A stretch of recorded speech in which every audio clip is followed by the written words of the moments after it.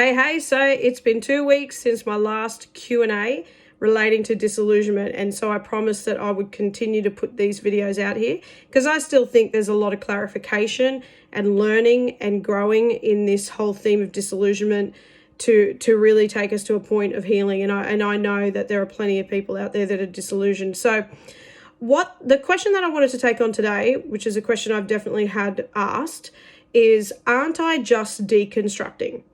Now, deconstructing is a really interesting terminology that is being used a lot in the Christian world, and probably people who are stepping away from church and church community are going through, they often say that they're going through this kind of deconstructing process. And, personally, I don't really think there's anything wrong with deconstructing.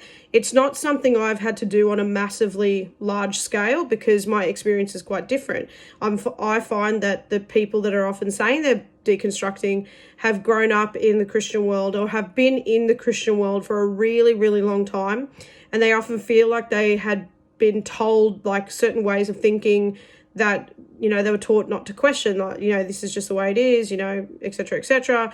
And so it's this whole idea that they are now discovering that there are alternate opinions and alternate views that may be more suited to what they feel and believe about what God and who God is and all that kind of stuff.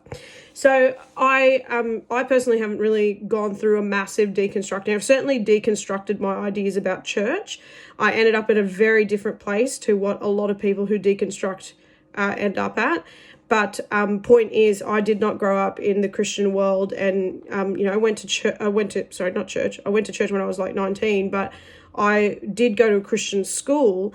But because I was still in a Hindu family, I think I often observed some of the things that my friends, were going through with their parents and their church and stuff, and I just find it more fascinating. I didn't necessarily think that was the way the world works. But I mean, how could I? I knew that there were, people at my own home who thought and believed very different things from me. So point is, deconstruction. So I want to tell you what I think the relationship is between deconstruction and disillusionment. I believe that disillusionment is often the trigger to deconstruct. There's usually something that happens, some thought that occurs to us, someone tells us something, we read an article, whatever your trigger is, there is this emotional kind of experience that happens, and we may not even diagnose it as emotional at the time, but, it's very difficult to separate the fact that we are thinking, feeling beings, and that often is what triggers this direction to deconstruct.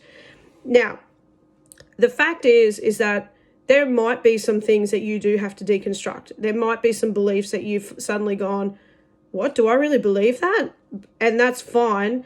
What I think is missing sometimes from the deconstruction process is the recognition of the emotional aspects of deconstruction and the fact that disillusionment is largely an emotional experience. And it doesn't feel like it at the time, because when you're in this place of questioning and sort of judging and you're angry and all this kind of stuff, you don't think of that as emotional. We often think of emotional as sadness, and you might be sad, but you also might be angry, and that is still an emotion. So the fact is that sometimes going through this process of like trying to find alternate theologies that suit fails to recognize the emotional that there is actually a desire in you to resolve the emotions. It's not really your thinking, like, yes, to a degree, but we're basically thinking that what we think is going to change how we feel.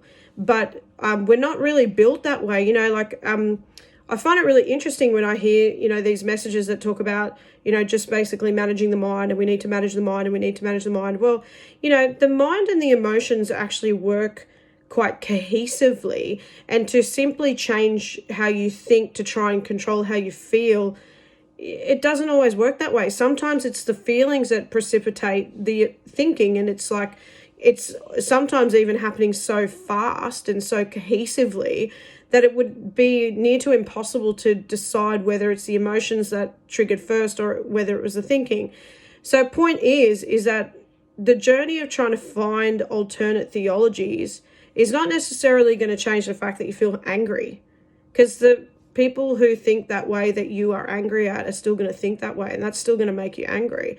So I think there is, there is more, like there is more to the process of deconstruction. And I don't know if we can completely, pull out the experience of disillusionment in that process.